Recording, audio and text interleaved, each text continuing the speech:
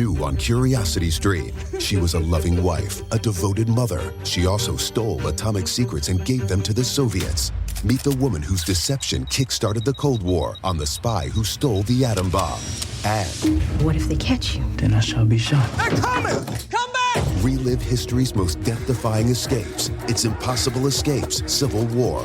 Watch now on Curiosity Stream. Annual plans are $20, just $1.67 a month. Visit curiositystream.com. Bro, gnarly. What's up, Taylor? Dude, that nerd in his electric hybrid totally blew the light while texting his yuppie friends. That's so bogus, bro.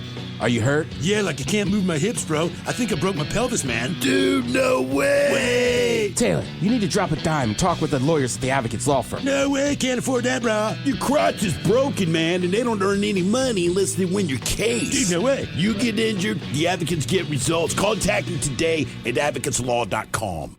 What's up? It's your boy, the Ted Smith. Thanks for listening to the Men's Room Daily Podcast. Want more? Check out the greatest podcast in all the land, The Podcast. Be sure to subscribe and listen to a brand new episode every Tuesday night. Back to the conversation.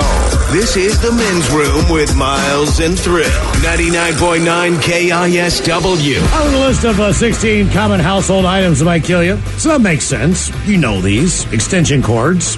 Not only a serious tripping hazard, but these cords also cause about 3,300 residential fires each year, which results in about 50 annual deaths. Mostly because they're misused or overloading the system, and they cause fire hazard. So obviously, extension cords. We've all heard of the dangers of electric blankets. I think out of anything, Sure. I would have a hard time going to bed knowing that the blanket that I'm sleeping under is getting pumped full of electricity. It just seems to be I'm going to go to sleep. A weird thing. Believe it or not, some say they can also lead to cancer and reproductive problems, although there's no solid evidence to back that up. Here's one for you, Ted. You might enjoy taking a little dip there in the hot tub or the swimming pool. All right. While you might think you have a squeaky clean one, there is a chlorine-resistant parasite, which good. more than likely is hanging out. A report in News Today found the number in pools and hot tubs is increasing. There were over 1,000 cases of illnesses, hundreds of hospitalizations. One death was actually reported in 2012. If you have diarrhea or a leaky bladder, they are usually the cause because the parasites live and multiply in your gut. Then it enters the water when you have maybe some type of bathroom issue if you secrete it, and the cycle continues, and it grows within the tub. In other words, if you have bathroom issues, keep everyone safe, stay out of the water.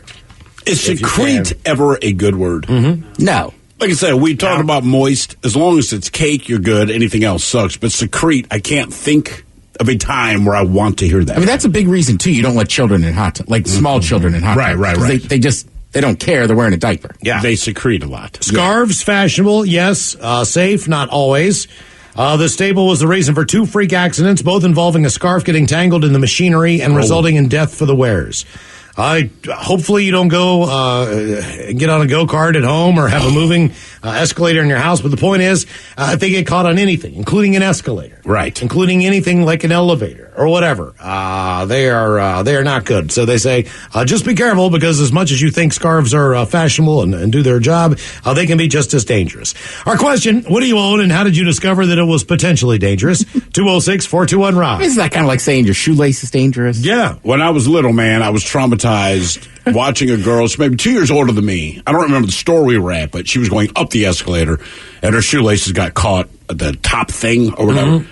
I just remember the screams coming from her. She wasn't injured. I want to say the thing came to a stop or someone hit the emergency stop, but it took them forever to get the shoes off of her feet because they've been pulled so tight. Right. But, I mean, this girl, screaming, yelling. I just remember being a kid thinking, like, I got my shoelaces caught in my shoes going to the lake. Going down a hill, obviously, because you're going down a hill to the lake. Laces get caught. Chain pops off of the off the bike. All right, that's fine. I can get my laces out of the chain, but now I have no brake. So I didn't have handlebar brakes. This is an old school bike. Yeah, the old ones. You need the chain on there to get the brake, and I'm flying down this hill.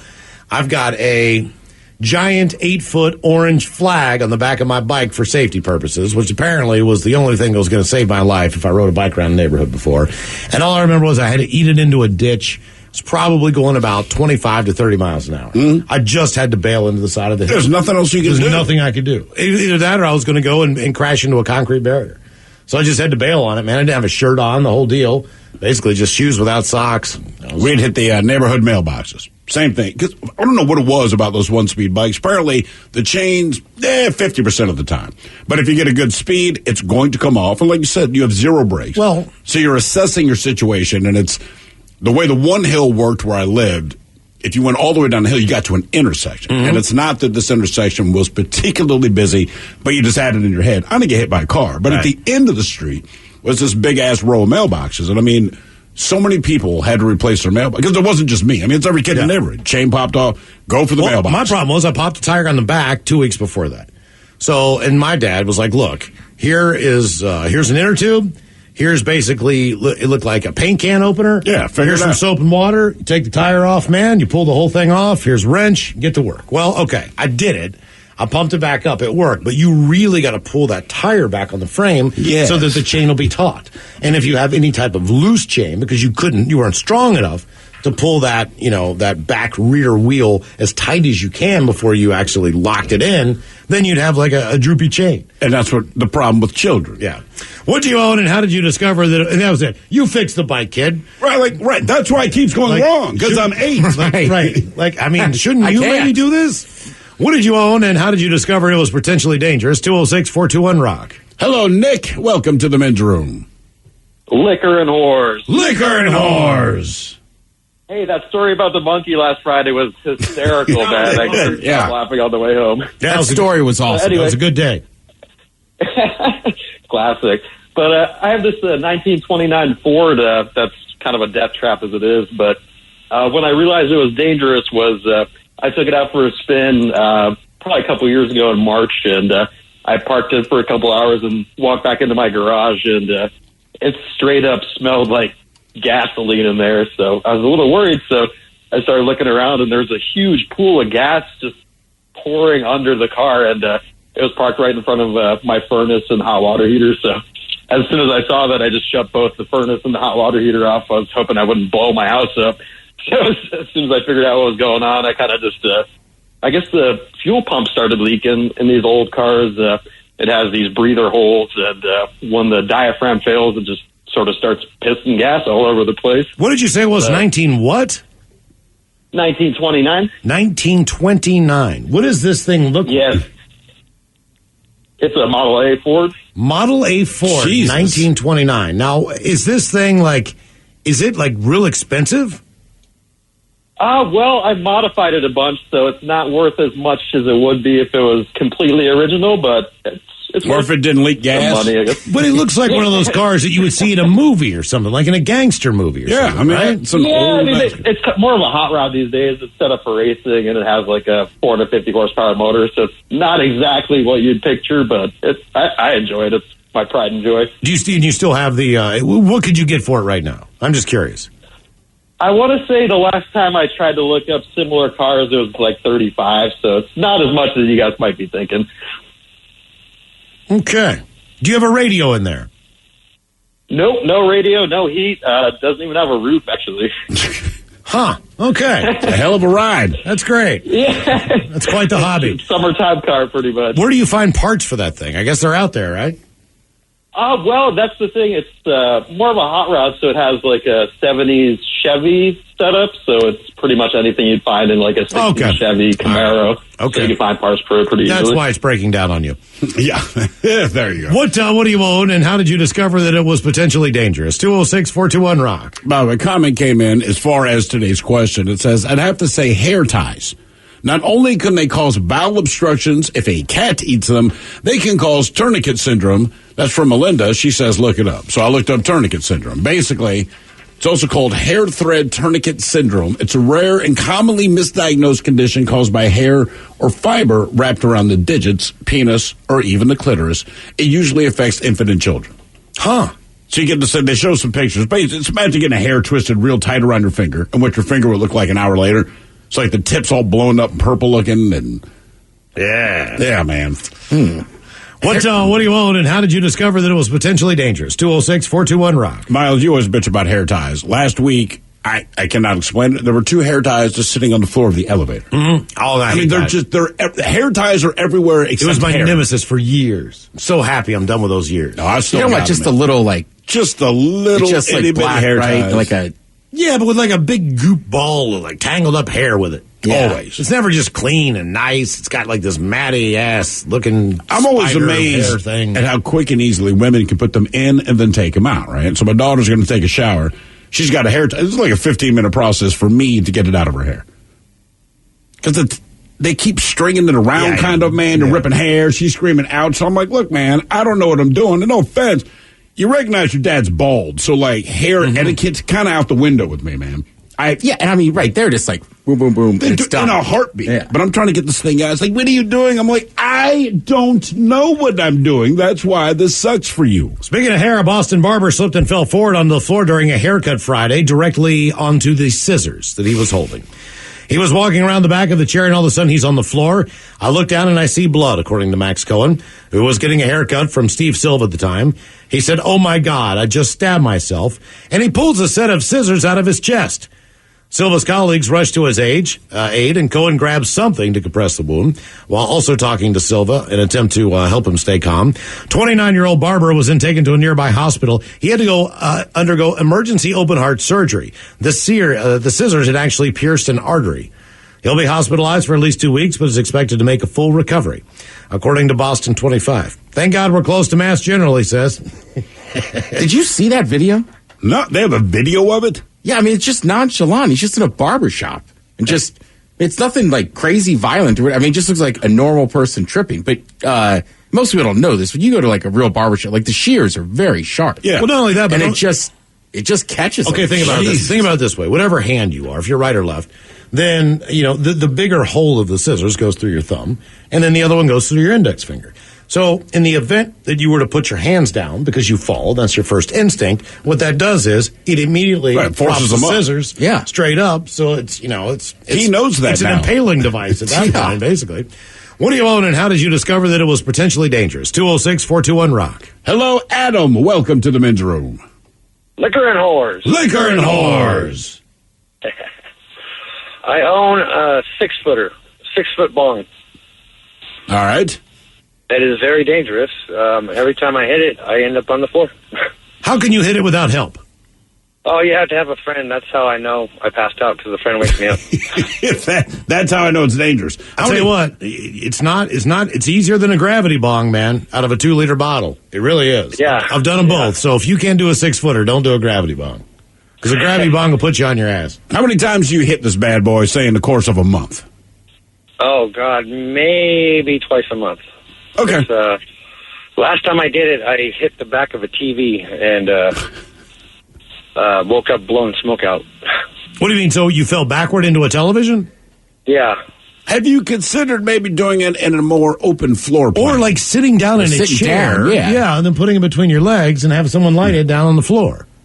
It's just the angles. It's so big. The angle's so weird where I live that you have to stand up to do it. Okay. All right. Fair enough. I know that I'd keep doing it if I passed out every time. Yeah. Yeah. Okay, all right, well, that doesn't seem to be much of a turn for you, so. That's you, Ted. Keep on partying, brother. My bad. Yeah. But I just keep touching the stove and keep getting burned. What do you own, and how did you discover that it was potentially dangerous? 206-421-ROCK. Guess I'm the jackass. Right. Idiot.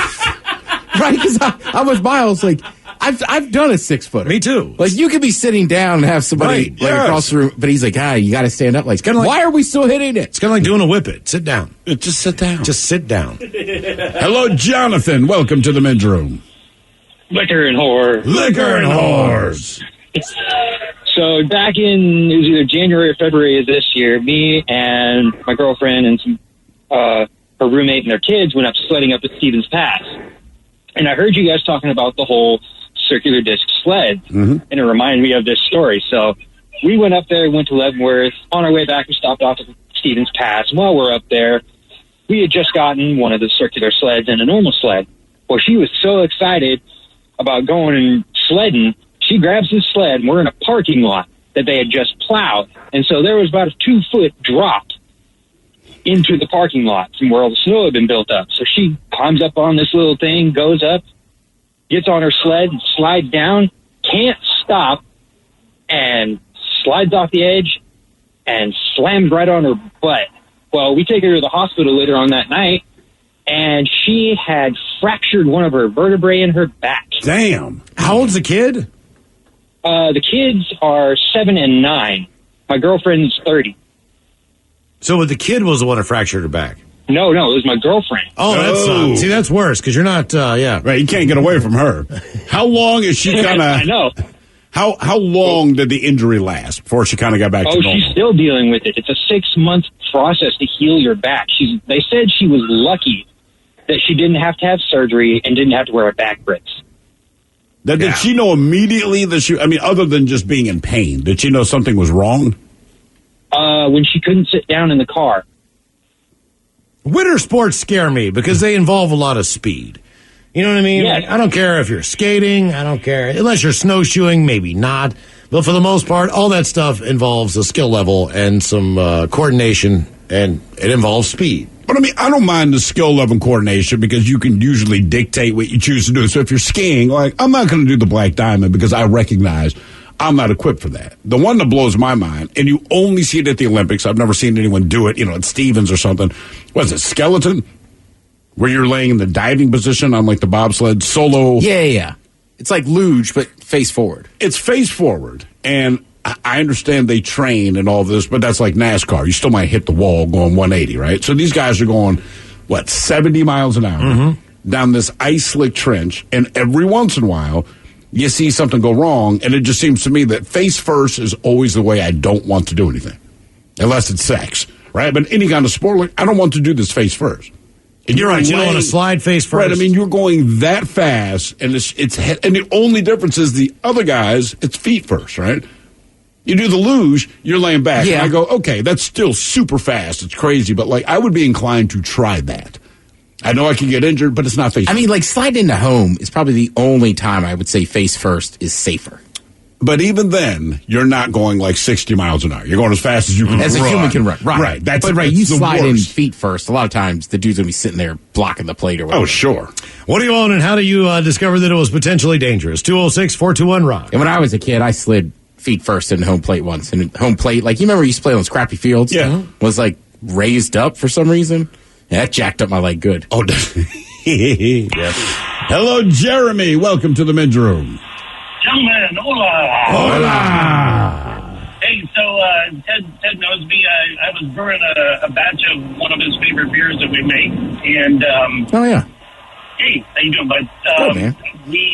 I hadn't brewed in a while, and kind of forgot some of the things that happen when you add a bunch of hops to the batch. And when you keep a lid on a boiling pot of water, eventually it boils over, and you get spilling all over the place.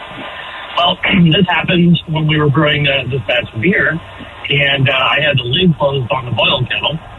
And in my infinite wisdom, I thought, I'll relieve the pressure by just lifting that lid up.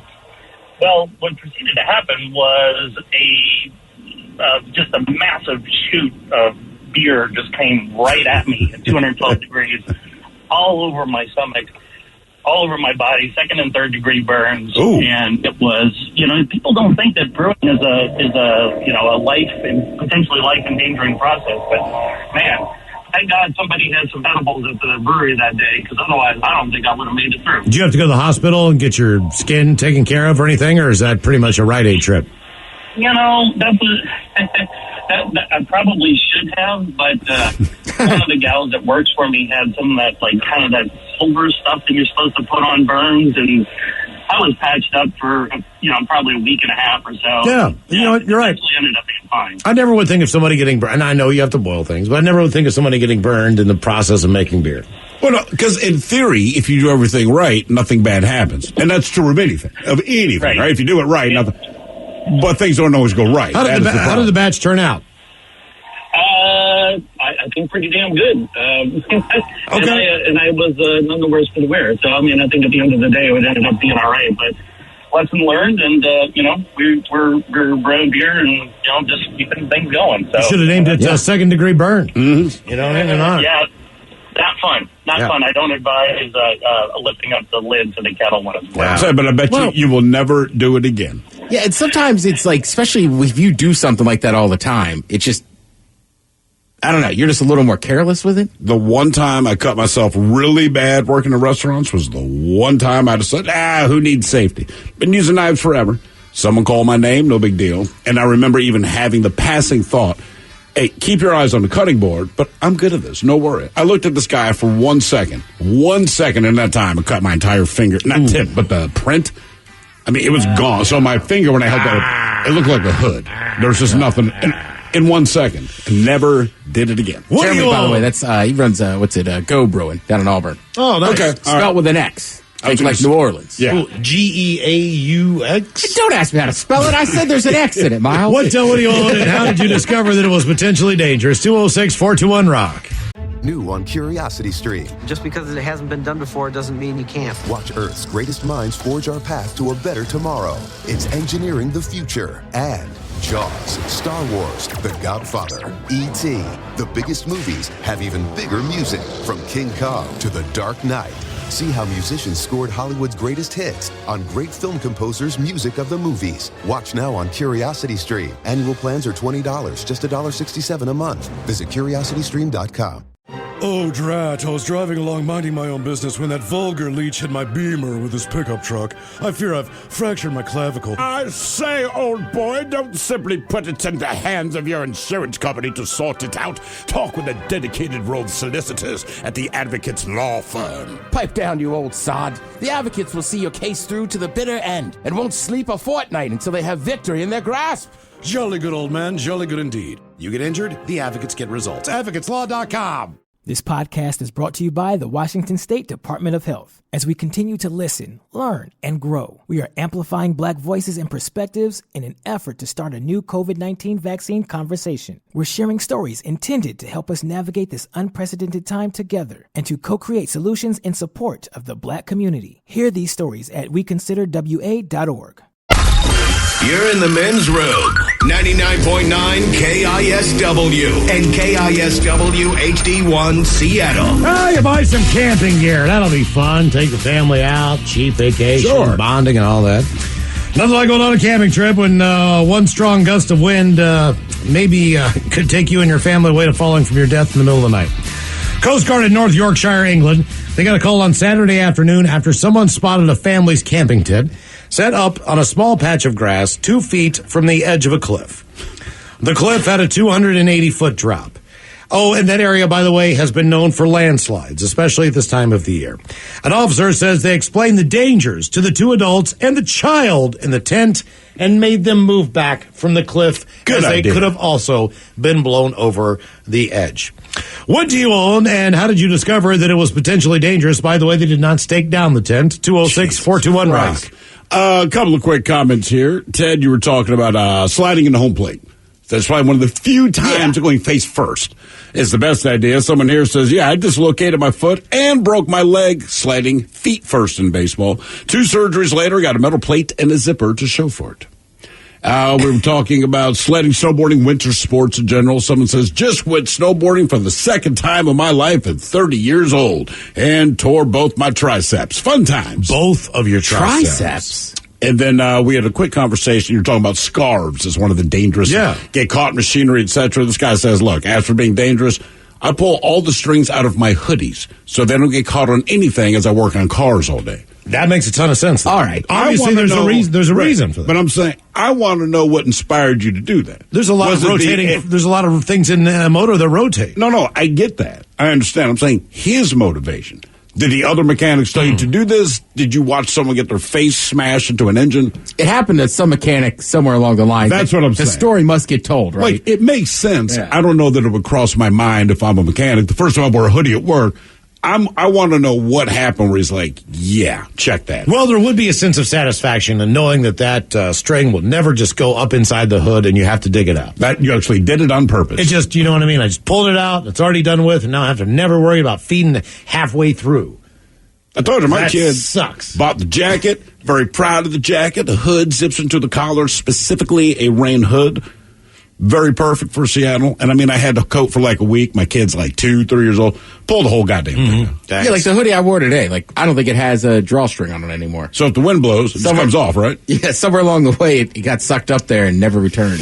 What do you own, and how did you discover that it was potentially dangerous? 206-421-ROCK. And it just got yanked out the other side. Yep. Hello, Bob. Welcome to the men's room. All the big kids. Large parrots, a bunch of macaws, a couple cockatoos, and a smaller bird. And then I found out that the dander from their feathers was actually getting to my lungs and making it so I could not breathe correctly. What? Mm-hmm. I've never heard that before in my life. I have. Laminitis or bird fancier's disease. Huh. So how long do you have to have these birds before you're at the risk of their bird dandruff getting into your lungs? With every person, I guess it would be different. I've heard stories of other people with pigeons who got it pretty quick. Me, I probably owned parrots for 25, 30 years. Is there a filtration system that you can buy, like a Dyson unit that would filter the air or anything like that? I don't know. I had an EKG, and that's when I found out about it because during a pulmonary function test, they weren't working correctly, so they did an EKG and found the problem. A normal person probably wouldn't have found out. I was getting a workup for a second kidney transplant when they discovered it. Now, let me ask you a question, because I've been to the doctor before, and I know a list of all the things that they ask you. As a matter of fact, sometimes they give you a form, and they say, if anybody in your family ever had this in your family, right. All these things. I've never seen anything specifically on there about, do you own pets, what type, anything like that. So how do they figure this out? Well, like I said, I was doing a workup for a second kidney transplant. I lost my first one to cancer after 27 years. And during the pulmonary function test, I wasn't breathing correctly. So who thought to ask you, do you have a flock of birds living with you? For them to connect that birds are responsible. Like, how do they know this? Part of transplant, they ask what kind of pets you have at home. Okay. They don't want you to own reptiles because they carry all sorts of diseases. Salmonella. Birds can be questionable if they're not domesticated. They can carry a disease that can attack your brain. Jesus. So it's kind of standard questions among the transplant community. Do you still own birds? No, I had to rehomer. And how old was the bird? When she's probably about 12, 13. Oh, she got another 40 years. Yeah, that's what I was going to say. I wonder how a bird does with that. You know what I'm saying? Like, what do you mean? Well, kid goes off to college and everything, sure. But seriously, a bird's going to last, 40, 50 years? Maybe? That kind of bird, sure. Sure. But that's my problem. How committed to having a pet are you to know? Because it's one thing, look, your dog can die, and it sucks, and we've all been through it if you've had a dog, right? And it's not a great moment when you reach that peak, but you're talking on average 9 to 15 years, but you know that going into it, right? So it's a little different. It sucks, but you know it's coming, right? But on some level, and I don't think anyone wants to admit it, it makes it a little easier to go get a dog, even if the dog or cat sucks. It's 9 to 15 years if you do a good job. When you get this kind of bird, man, like you go like, how old are you now? I'm 25. Like, bro, you might be 75 years old. You still have this bird. Who right? was it? You're going to get married. Yeah. You might have kids. Who was it? Whatever you're going to do in your life, you got like 50 years with this guy. You got to remember, Bubbles is still alive. Michael Jackson's chimpanzee. There was something last week. But that's a chimp. Somebody's animal died. That's a good question, by the way. Would people buy less dogs if the dog was going to live for... And I mean, because listen... Well, you would because you wouldn't have to buy them as many, because some people go through 6, But I don't think anybody looks at it like that. Like, you're prepared to... A lot of people be like, I've had a dog all my life. Well, you haven't had that dog all your life. But I grew up with dogs. I moved out, got a dog. I got married, had kids, had dogs. Your kids will tell you the dogs they remember. And I do believe on some level, just knowing, like, look, this is not biologically connected to me, where you have a much different... Well, you don't know how it's going to go either. That's what I mean. And I think that's what... Look, you don't know how it's going to go with your kid, but biologically, there's just something where you feel really protective. Mm-hmm. The dog's the dog, and you will grow to love your dog, but you also know there's an expiration date, and you'll probably be like, the bird... That is such a massively long commitment, because I'm not marrying the bird.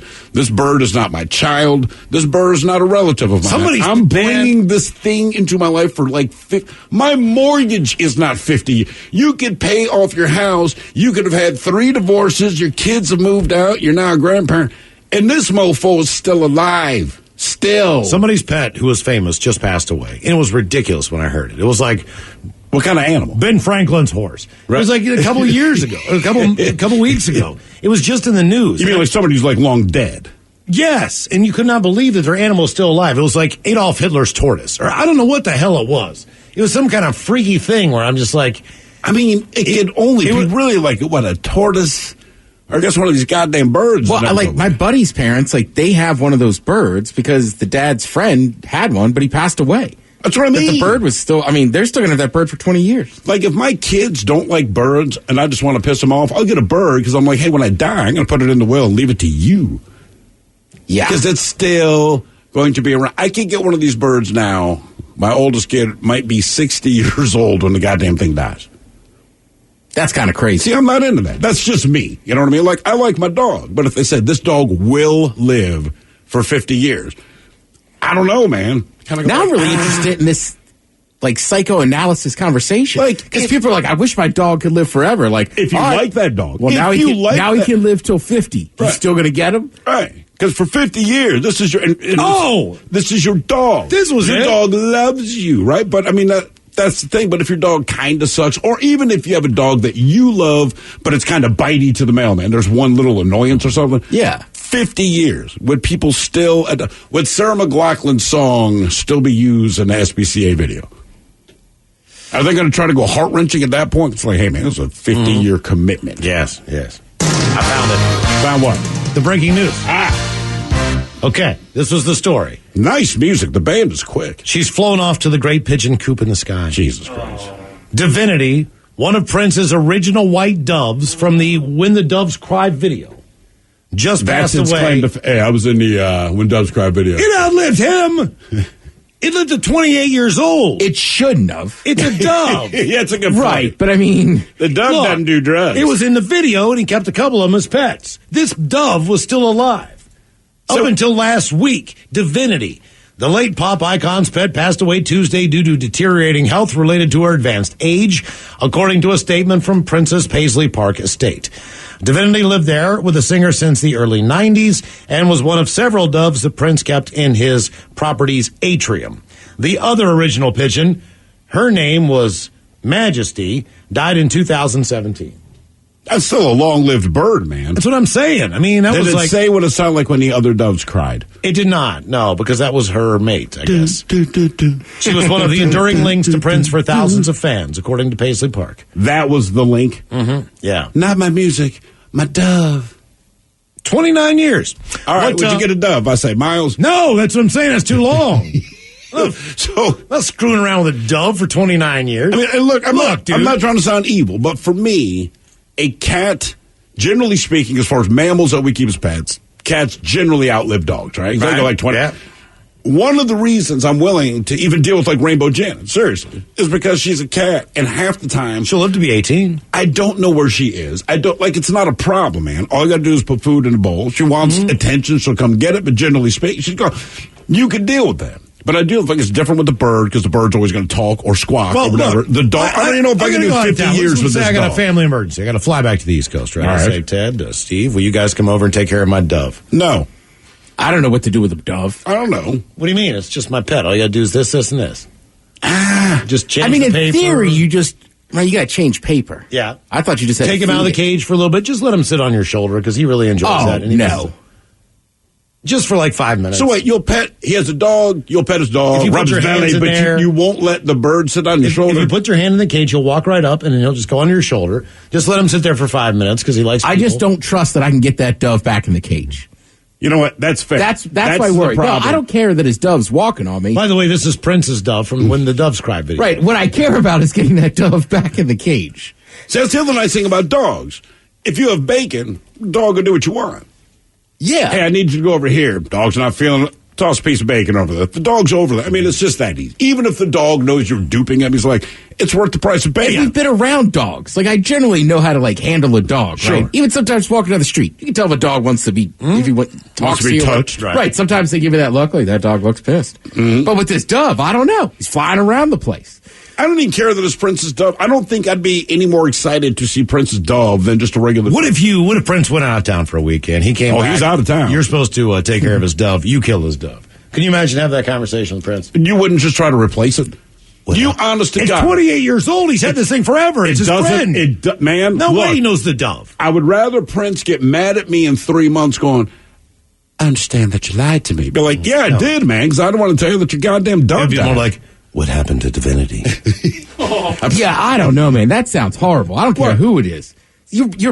I mean, I've dog sat. I fish watch. Fist watch. Wow. Yeah, I don't know. Fist watch. But I'm just thinking, Didn't know you were there that night. He kept this watch. You're like, forget Prince. Like, I don't want to have to call Miles and be like, so about that dove. No, here's the difference, all right? It's dead. It's hard to replace a dog or cat because I feel like the owners know the personality. Maybe the same thing with cocktails. You can't replace. No. I know the habits of my dog, dude. There's no chance. Yes. I have a 6-month window before you even get suspicious that I No way. replaced your dove. Doves do. Your like, they're dog, like, you know, in a their day. Pigeons are all your individual. cat, you know, in a day. Guess what? I killed all your fish. I went to the pet store, replaced. You don't know. What if I have a little black mark on my side? I'm a white dove. What are you going to mascara That's that in? different. Yeah, I would. What if the dove we replace it with now is like up at night chirping? Yeah, look at but the his totally original different dove. Okay, that's an didn't easy do that. play. So you're Prince, you call me, you're He knows. pitching. He knows. Hey, I've come home and I've noticed that my dove likes to chirp at night. Be like, dude, you know what? The time that I spent with your dove, this is what we did. He would to not connect. say that. He would say, That is not divinity. Where's my dove? I know it's not because I know how to make doves cry. He does not sound. How doves sound when they cry. Tell me where divinity is. You have made principles terrifying. Jesus. I will bring all 5 feet 4 inches of myself there. Divinity is my child. Where did you put my child? I'm coming over to hang out with your wife. That's like the easy, problem. Prince. I don't think you understand the level of intimacy that We will find divinity. what do you own and how did you discover that it was potentially dangerous? 206-421-ROCK. Hello, Vanessa. Welcome to the men's room. Hello. Hola. Oh, boy. Vanessa. Oh, gosh. Okay, so I'm calling to answer your question Perfect. about the dangerous thing, of course, that, you figured out. But it's sad because you guys started talking about cats or your pets dying, and I just had to have my cat put down this morning. So it was weird because I was just trying to cheer up a little bit. And then all of a sudden, yeah. It was Okay. like, Glad we could help. well, no, I'm fine though. It's like I know that's what. Well, how old was the cat? How old was the cat? 16. All right. It's about right. What if I Yeah. said your cat has another 34 years? Yeah, no. See, You still would have put him down this morning. That's my point. well, he had to be put down, but it's pretty rough. But okay, but let's get to the point here. That's what I was supposed to do. Okay, so I got this Sphinx tattoo, or not tattoo. I'm sorry, statue. Years ago, I worked at a weed shop before it was legal at the rec, not a rec shop, A medical shop. Yeah, we know where you medical work. shop. Yeah, okay. And so, I'm sorry, I'm just frustrated right now because of the kitty dying. And so, anyway. What was the cat's name? Teabag. What happened Thomas. to Teabag? Teabag. He's kind of obese, and he got a liver problem. And so You know what? That's pretty common. That's why Dr. Gomez went down. Yeah, exactly. And I've already had it happen with other cats before. Sorry. It's just you named your cat Dr. Gomez. So I know you're trying to relate, man. It's just like, What's wrong with that? I don't know, we man. bonded there. Vanessa and I came together. I mean, Maybe you guys should get your cats out of the bars. her cat's name is frickin' Teapot. I mean, Dr. Gomez is suave. No, Teabag. Teabag. Oh, that's great. Teabag. That's awesome. We're allowed to say Yeah. that, right? I know what I'm going to do when the cat goes to sleep. Yeah. Don't put your head on the arm of that couch, buddy. Yeah, no, I put a tea bag under his face last night for a pillow before he died because I knew we had to put him down today. Anyway, yeah. I wasn't thinking about that. Yeah, but go ahead. Okay, no, I know. Okay, so there was this Sphinx attached a statue, and it was all gold and really pretty, and this fancy sculpture that somebody made that was there at the place I worked at. And then I was cleaning up around the place I worked, and I looked underneath, and it had my birthday on it. And then I asked the owner, I was like, do you even want this? It's a really cool statue. Do you even care? And he's like, no, you can have it. And then pretty much for a year and a half after that, everything that could go wrong did go wrong. Wait, are you blaming the statue? Oh, yes, absolutely. Because then what happened after about a year and a half of just crap, I was like, oh my God, like I was like, this thing is just staring at me and maybe this is the problem, And so I had a bunch of stuff I was going to give away to some friends and whatever. And my friends like, oh, my roommate, she would love that. She's this crazy artist. Give her bad luck. Mm-hmm. So did you give her the curse of Tutankhamun as well? I know, but I warned her. I said, I'm warning you. This thing is cursed, and I just don't really know what to do with it. Mm-hmm. That's how I give gifts all the time. Yeah, exactly. Well, it wasn't a gift. It was I'm getting rid of this. It wasn't a gift. I just said, Vanessa, did anything bad happen to your friend? Yeah, a bunch of bad things. And so within about a month and a half, it was out on the street, broken in the middle of, the street in Wallingford. I wondered about that. Yeah, sure. Do me a favor. That one shop on 45th that has the gold cats that wave at you, in honor of Teabag, don't buy one of those. Oh, yeah, no, I already have some of those that people gave me as gifts anyway. How many do you have? You have the waving cat guy? Oh, yeah, of course. I even have kitty shoes. I have kitty everything. I'm really into cats. But do you have an actual cat? No. Oh, look out, Zach. Oh, no. Would you call me? I don't know. She had 2 cats, man. Vanessa, and convenient enough for you to live in Wallingford, you do realize that there is a cat cafe on 45th, right? Oh, I do know about that cat cafe. Ooh, because cats are delicious. Yeah, you can just go in there and hang with some random jacko's cat. Yeah, left it for the day, so someone can pet it. Yeah, I have my own cats. I don't need to just go to a cat cafe. How many more do you have? How many more do you have besides Teabag? Oh, I have 2 more. I have Elsa and Anna, and I have a bunny named Butters, named after the dude from South Park, Who else would it be named after? It's either named after Butter or Butters. Butters and Teabag. Butters McBuggin is what I call him. How old is Butters? Butters is about maybe 6 months old now. 6 months. And what's the average lifespan of a house bunny? I'm not really sure, but it's a lot longer than an outside bunny because where I saved him from, he was running across the street on a highway, and I grabbed him. And you grabbed some random ass bunny and brought him into your house? Oh, hell yeah, I did. Well, how do you know he wasn't going back to his place, man? Well, because I already knew that there was a bunch of bunnies out there that people were just gonna eat. They were like, we got a bunch of bunnies out there and they escaped, and so I grabbed this one guy and I said, I'm taking you home with me, dude. So other bunnies get eaten there, you're saying? Well, and they were freezing to death. The guy that owns the house where I got that bunny from, he was like, yeah, we keep losing bunnies because they freeze to death. And I was just so upset about that. I'm thinking, oh, I'm so glad that I got Butters and that he didn't even know that I got this. Vanessa, we're glad you got Butters. Oh, yeah, Butters. We're sorry about Teabag. Very sorry. We didn't know. We're going to take a break, Vanessa, real quick. So we're going to let you go because we know a lot of people are calling you to go out. People like Vanessa. They're mad at me, but they like Vanessa. So you were right, but when you asked her, I thought it came out wrong. It came out exactly like you would say. But do you have a cat? No, because he's dead. I was not going to follow with that. I just wanted to ask a direct question. I said I'm really into cats, and I knew Teabag's gone, man. So it just seemed like the right question. Ryan Castle on the way. Oops. We will sit and spin today the 10 best album opening songs of all times. You are listening to The Men's Room, or maybe not.